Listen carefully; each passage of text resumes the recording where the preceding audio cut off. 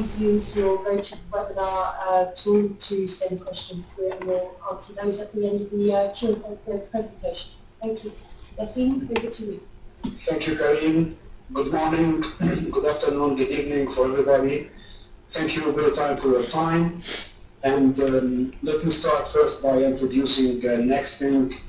Nexthink is a Swiss company, as you may know. It was founded in 2004, based on a research project that was conducted in the Artificial Intelligence Lab of the Swiss Federal Institute of Technology.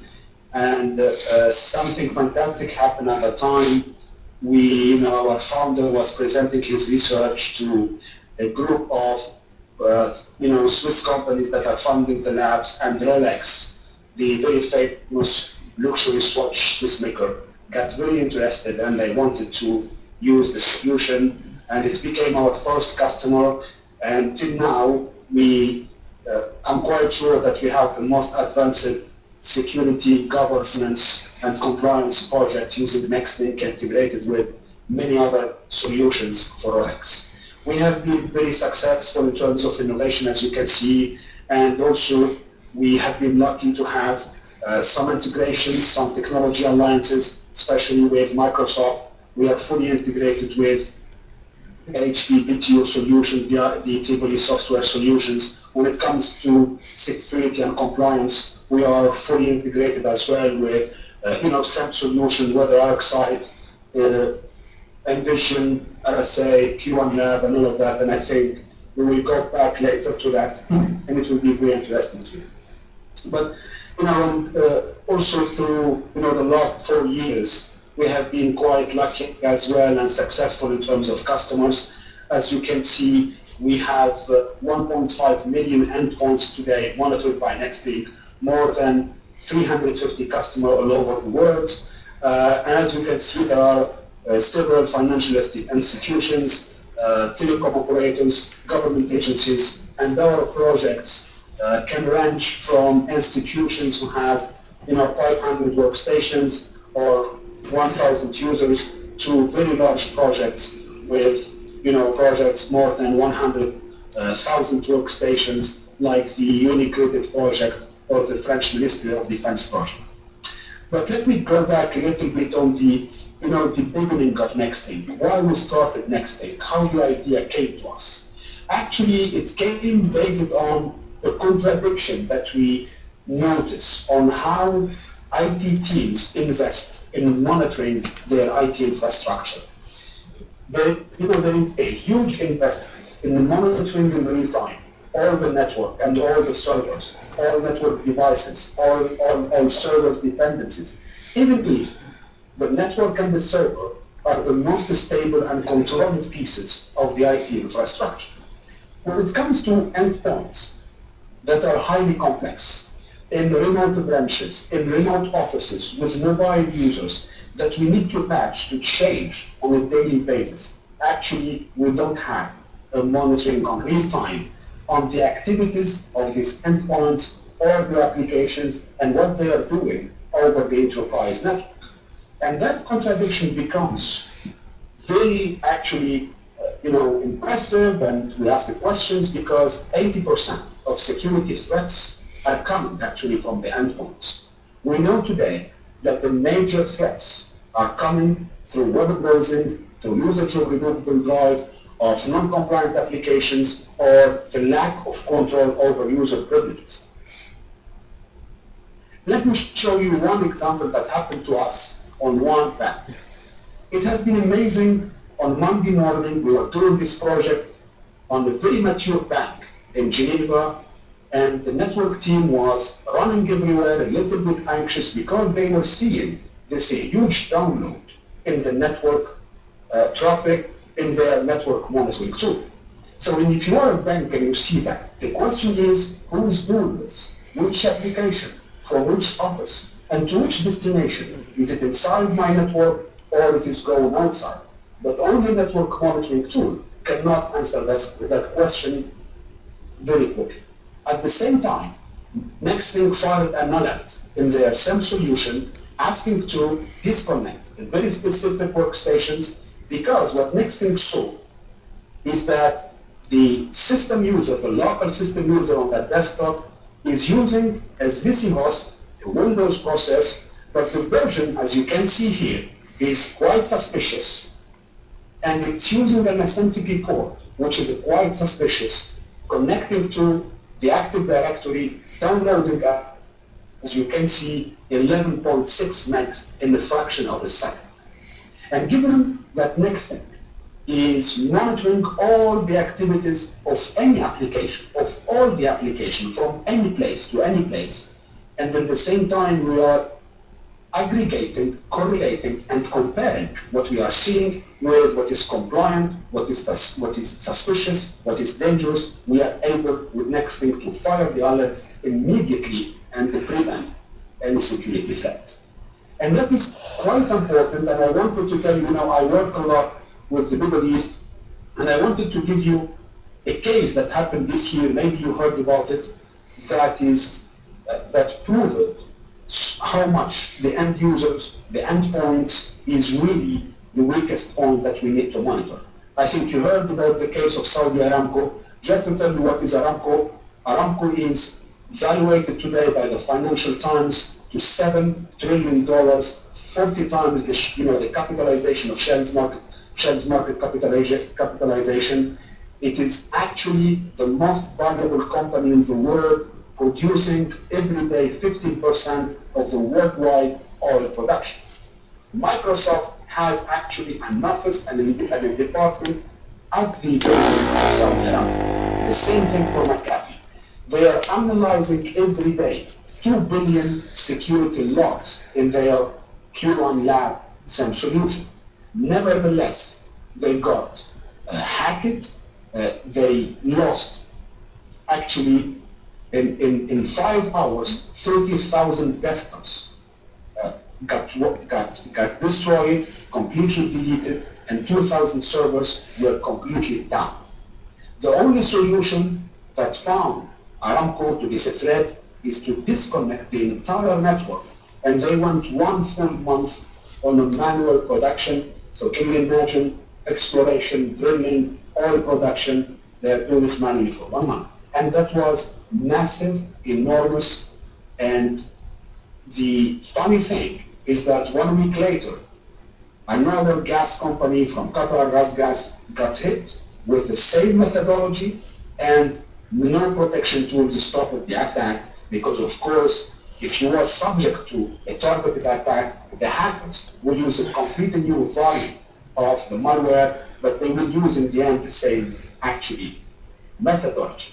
And the methodology has been always, the last years, is to first of all find a laptop, a desktop that is vulnerable, a user with privileges that are not very well controlled.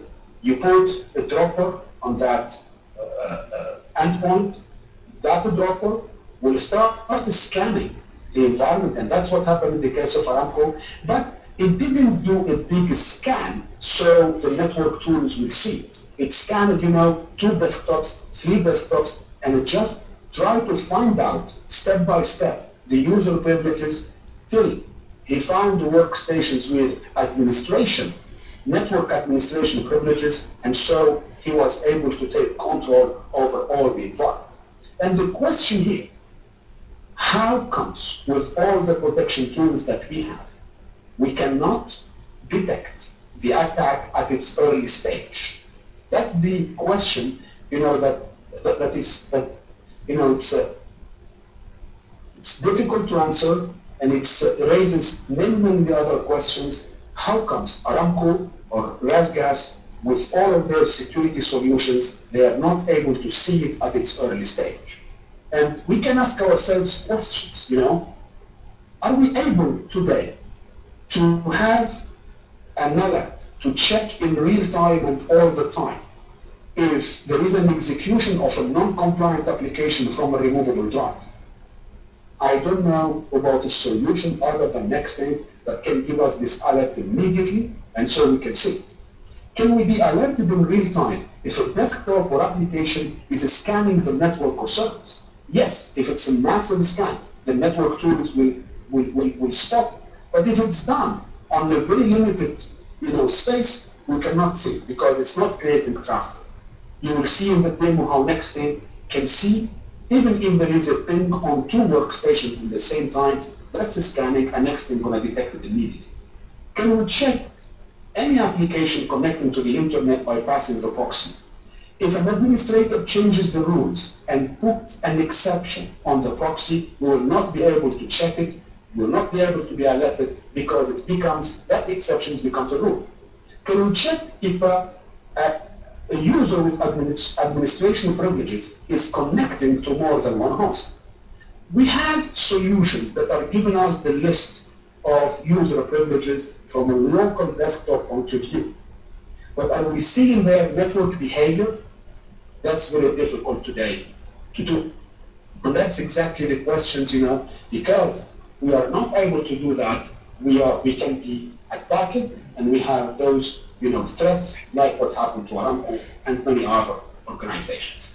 And we will try to show you in the demo, just in 2 seconds, how Nexthink going to do that, and it will be able to not only detect these threats, but also help you and help organization in managing the vulnerabilities that can lead to that attack or that threat. Because in the end, the security threat, it's just what we can see from the top of the iceberg, but a lot of vulnerabilities that should be managed into a governance and risk and compliance framework to prevent that from happening. Just to give you an idea how we do that in Nexthink, before going to the demo, Nexthink is using a passive driver. It is a very light driver that doesn't consume more than 0.05% CPU with a very light impact on the network. That driver is pushed on all the endpoints, regardless of their VLAN or their location. That driver will send information in real time to the Nexthink engine, and we have two consoles: the portal that will deliver dashboards and reports, the finder that will deliver monitoring in real time and alerts. And as you can see, there is no scanning of the environments. Actually, the portal and the finder only connect to the engine, and that's how we can give this information in a record time, very quickly, without harming any of the performances. By that, I will hand it to Ray, who will actually take you through a short demo live demo actually of the capabilities of Nexthink. Thank you.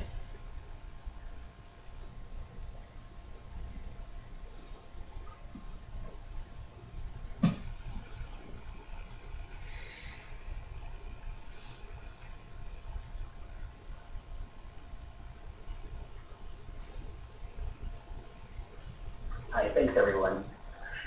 So my name's Ray. I'm going to take a few minutes here to kind of walk you through a demonstration of Nexthink.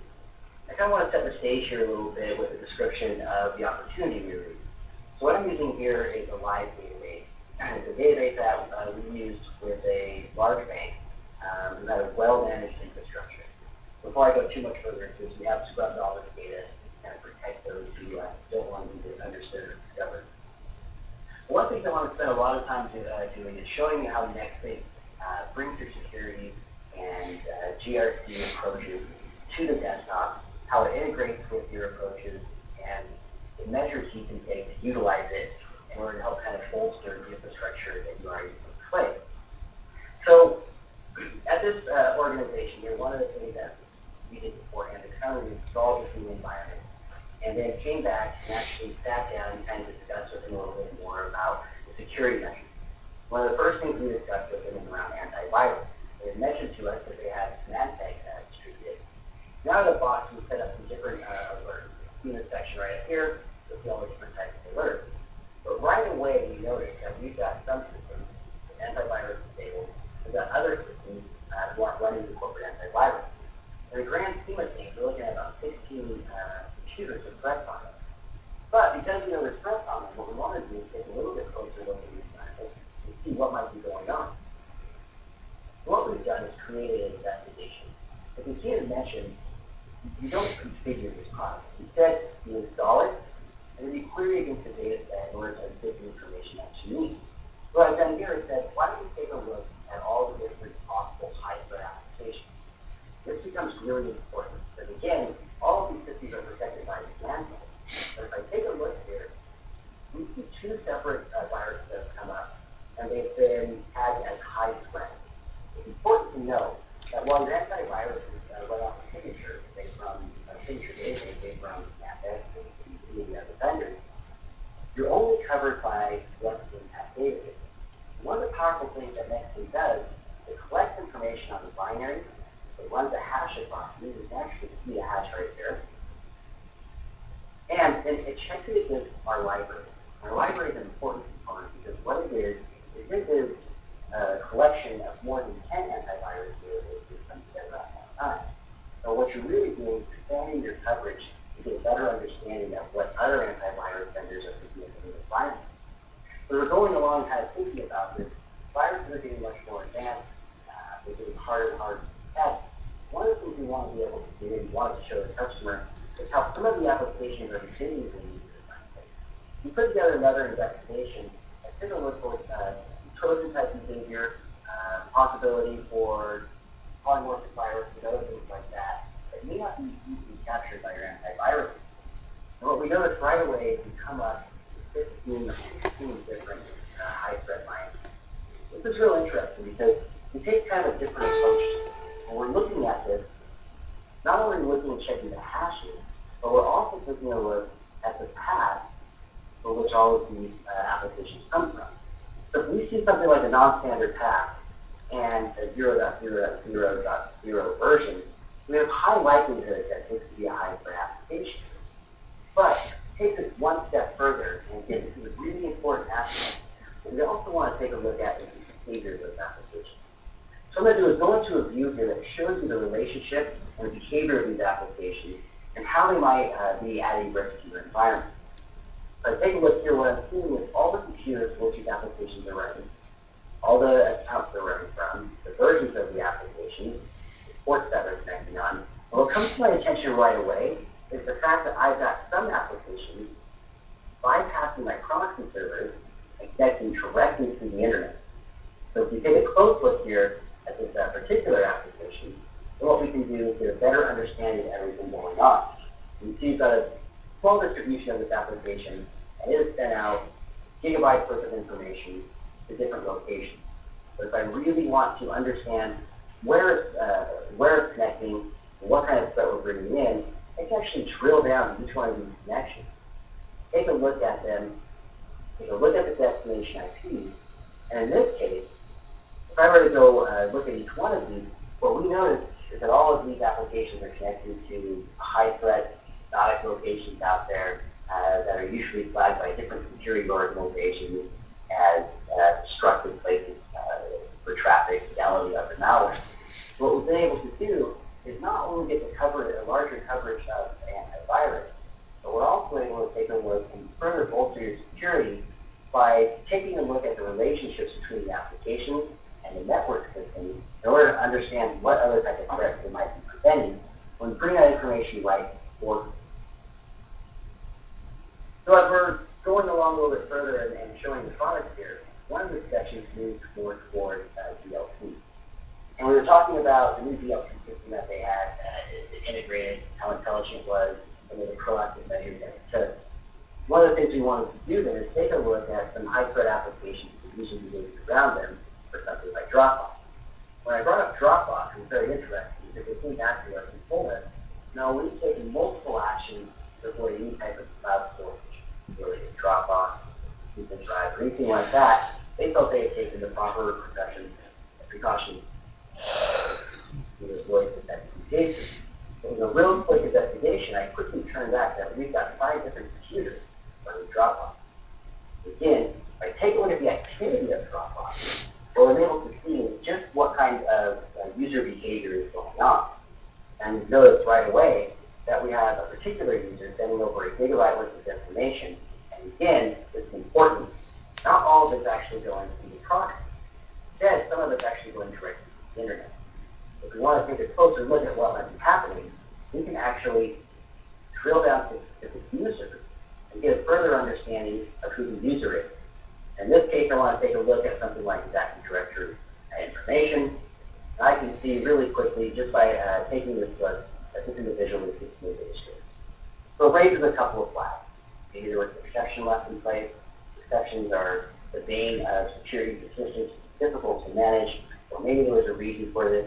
What it does is it points us in the direction to quickly get to the source of this type of threat and understand what we can do to remediate such a situation. All right, one of the other things we discussed was how important PCI compliance is that information. And so they had a large set of PCI servers out there being managed, administrated for multiple different people. One of the things we took a look at as part of our assessment was what type of remote software was being utilized. So what we did is gave a list real quick of all the different remote applications out there used for administrating servers, sharing information. And again, you go back to this activity. You want to understand how the administrators are accessing the network. Are they bringing any threats? More importantly, is the security policy and all the work we've done to manage our risk, is it actually living up to its expectations? In other words, you want to validate the configurations as they relate back to the policy. One of the things we can see right away is, again, we have most of them connecting to the proxy, so we end up with users connecting directly from the internet, bypassing the proxy system, and talking to some of our internal servers. These servers happen to be PCI compliant servers. So we did a little bit more investigation. What we found out was an individual administrator had actually made an exception to go and connect back into a PCI server so he could administrate it from home. While you might have thought that was harmless behavior, what it's really done is opened up a way for malware or different types of Trojans to be able to take advantage of that and possibly grant access back to a PCI server.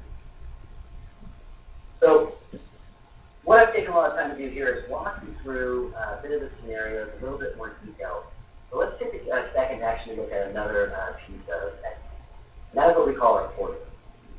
Well, it was very interesting to be able to see a couple of Dropbox coming out and the threat that it brings to the organization. Box under management is going to be much more interested in the overall health and the overall risk that's available to the environment. So one of the things we provide you is a dashboard. The dashboard is what we call our portal. You're taking a look here at a module that's actually monitoring individual desktops for their security configuration. So I can take a very quick view and see something like Windows Update. Windows Update or application updates are a very difficult thing to manage. Because regardless of what type of system you have, what type of configuration management, desktop management system you have, you'll find yourself in a situation where users are remote, systems aren't on the network, they're finding ways to circumvent your update policies. Within just a matter of seconds, Nexthink shows you exactly what the update statuses are. So I can see really quickly here that we currently have 216 systems who have their Windows Update status at risk. The firewall configured incorrectly. What we're able to do then is very quickly alert the correct administrators of what to do. Further, we're able to actually integrate configuration management and desktop management tools with Nexthink. We'll have to go through and export a list of computers and actually have them configured to have this update applied automatically, or to have the proper email sent out to get a better understanding from help desk why they may not be able to update. Take a look at a couple other dashboards here before I wrap this up. The other one to take a look at is application compliance. What I want to draw your attention to is I think I was in a conversation and it brought up a very interesting point.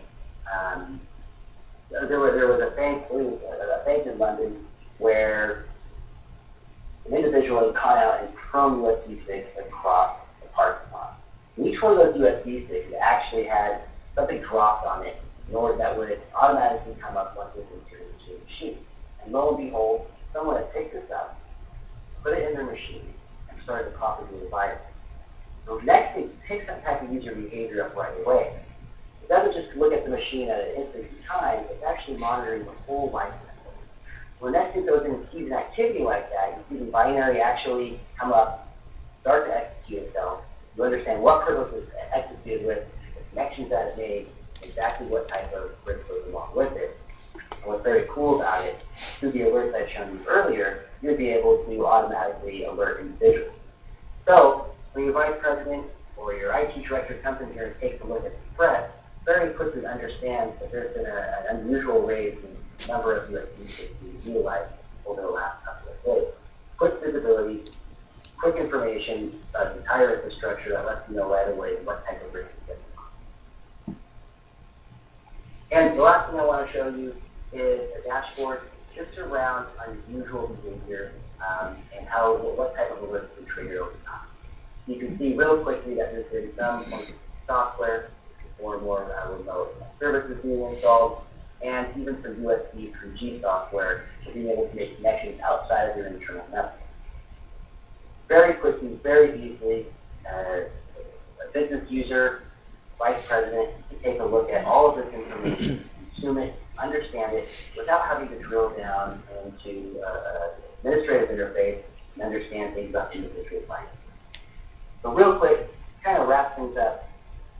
Ultimately, everyone, including a well-managed bank, takes the time to put in place correct governance models, correct frameworks, but it's all managed by humans and individuals. So when people need access to something like a USB, administrator wants to do some sort of work from home, they put in exceptions. Those exceptions aren't managed correctly, they'll continue to get out of control. Most of the time, it's like finding a needle in a haystack. With something like Nexthink, you can draw those needles all the way to the top and very quickly understand the risk that's involved, regardless of the type of compliance and the type of effort you put in place to make sure your infrastructure is protected. With that, I'll turn the time back over to your team.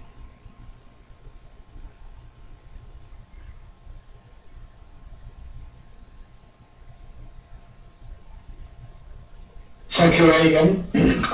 And that was very instructive and actually very informative. And what I wanted to finish with is what do we deliver with Nexthink? Now, you saw, I think Ray showed many things. It's not even 10% of what Nexthink is doing, but I think it gives a very good idea. But now, what do we deliver to our customers? What do we deliver to our partners? And I think we do two main things, two very important things.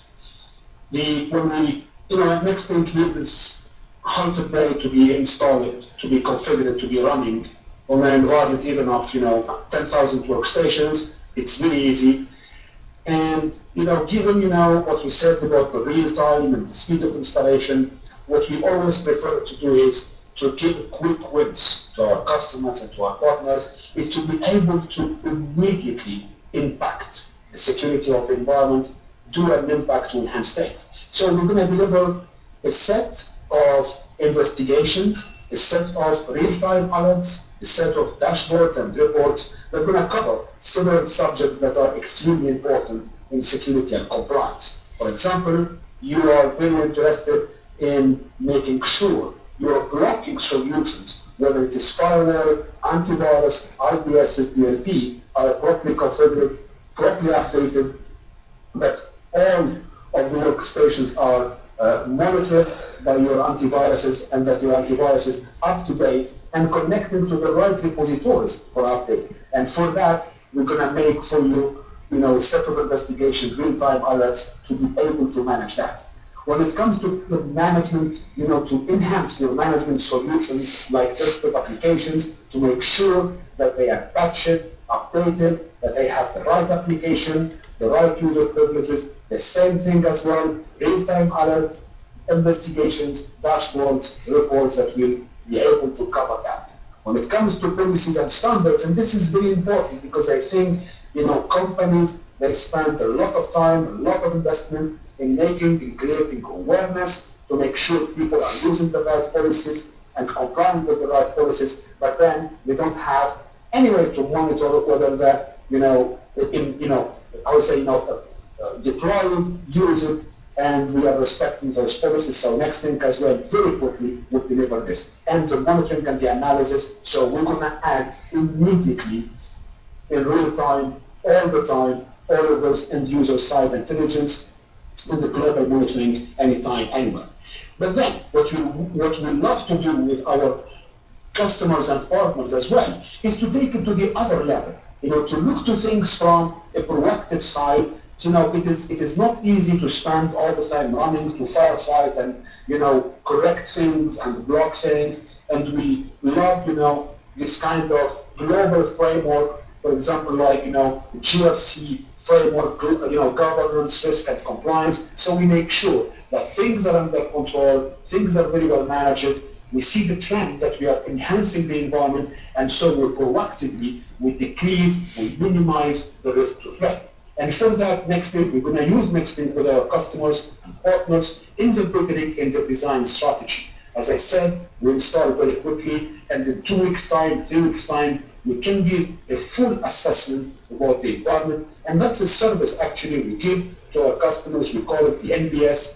It's a Nexthink business line, baseline service by which in 3 weeks we can give a full assessment about all of these subjects of security and compliance that will be used immediately to design a strategy to enhance the GRC and enhance the compliance and the security. Then we're going to use Nexthink in the implementation and the improvements. If the audit and the assessment going to show me that actually my antivirus is not very well configured, I am missing 5% of the environment, so we will see with Nexthink how we correct that, and we're going to follow in our dashboards, to which extent we are correcting the problem, we are correcting the misconfiguration, and so on and so on. Same thing, for example, the assessment will show a problem in the network access control monitoring. For example, there are ports that are not blocked, there are applications that are connected to servers through protocols that are unacceptable, and Nexthink is going to be able to monitor that as well. But in the end, Nexthink going to help us by integrating with other solutions like, Logs Aggregator or GRC, business intelligence, to create an end-to-end governance, risk and compliance, continuous monitoring that all the time, in real time, and every day I can see whether I am compliant or not, whether I miss things, what are my KPIs and metrics by departments, by subject, and I can manage much better and more proactively the environment rather than firefight and only, take care, as I said before the demo, of what I can see from the iceberg, which is only the security threats. But I will able to manage the base, I will able to manage what will lead to those security threats, and that's how we're going to do. So just to summarize, we can do 2 things, and we can combine these 2 things to deliver immediate alerts, real-time alerts, investigation dashboards, to provide more control of the environment, and also participate into a vision, into a longer project that will help you to proactively manage your environment. Thank you very much for your time. That's it, I think. That's the business. Thank you. So we've received a couple of questions from people on the call. The first question, how can you help to make sure our systems are properly patched? Thanks, Kareem. I'll take that. So, as I mentioned in the demo, Nexthink integrates with all the patching systems. There's 2 aspects of it. One is that you send and see the information back into your desktop management system about which desktops don't have patches applied, which ones are behind on updates. But also, once they've been deployed, what it'll allow you to do is go through and actually monitor in real time when those patches were applied to the system. So it's very quick and easy to run a quick report to see how fast and what the penetration was for those patches were.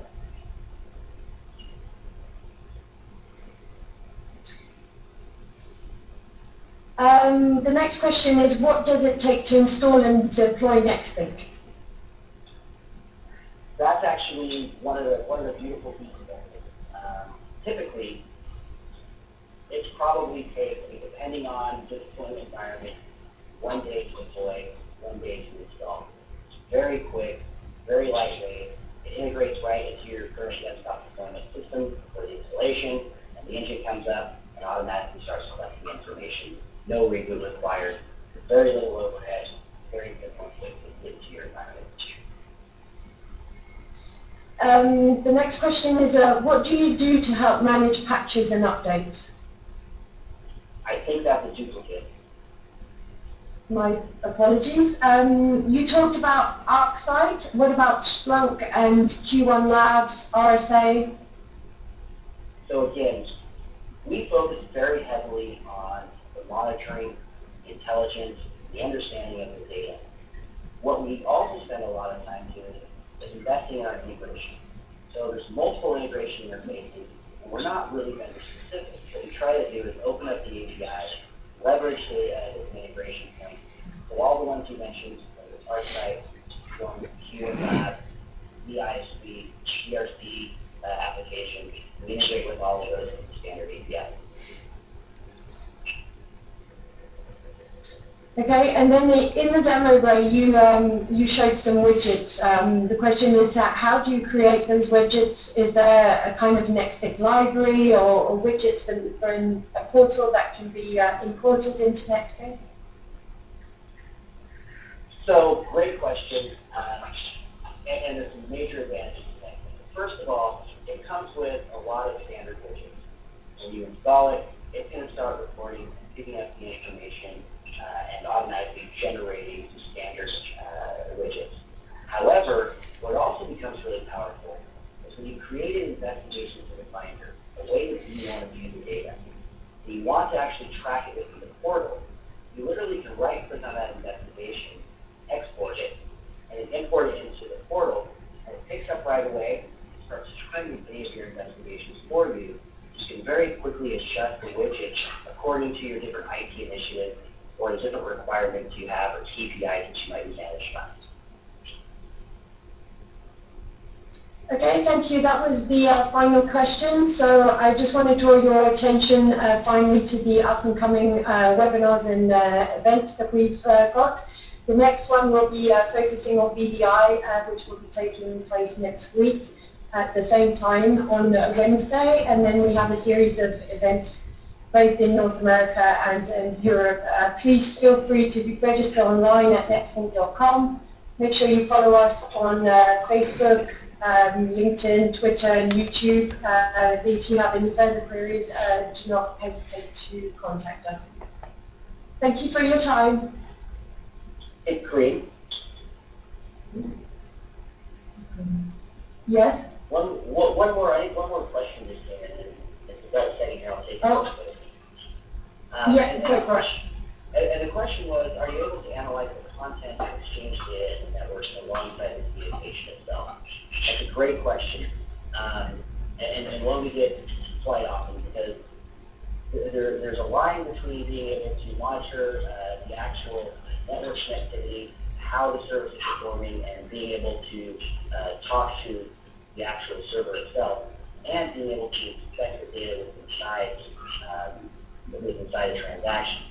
So currently, we don't inspect the data inside a transaction, because most of the time it requires some sort of additional working or tooling of the application that's doing the communication. So at this point, what we do is we take a look at the actual network itself, don't actually go deep down into the transaction data. That's just a lot more along the lines of application performance monitoring type tools. Okay, thank you, Ray, for catching that one. And thank you once again, everyone, for your time, and we hope to see you next week. Bye-bye. Thank you. The organizer has ended the session, and this call will be disconnected.